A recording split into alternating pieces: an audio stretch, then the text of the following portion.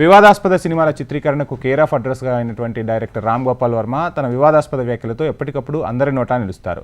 నాకు చట్టాలంటే లెక్కలేదు అన్నట్లు వ్యవహరిస్తారు. ఆయన ప్రదర్శించిన తీరు నా ఇష్టం వచ్చినట్లు ఉంటుంది.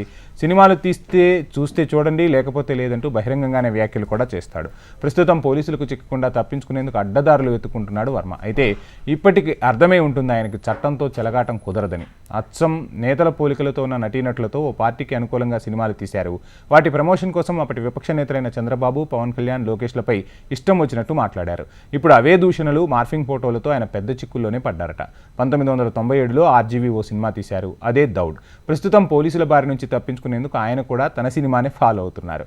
గత ప్రభుత్వంలో ఎప్పుడూ బహిరంగంగానే సామాజిక మాధ్యమాలు, టీవీ షోల్లో విమర్శించిన ఆర్జీవీ ఇప్పుడు అకస్మాత్తుగా అజ్ఞాతంలోకి వెళ్లిపోయారు. కనీసం పోలీసుల కేసును ఎదుర్కోవడానికి కూడా ధైర్యం చేయలేకపోతున్నారు. ఎదురుగా ఢీకొట్టే ధైర్యం కూడా చేయలేకపోతున్నారు.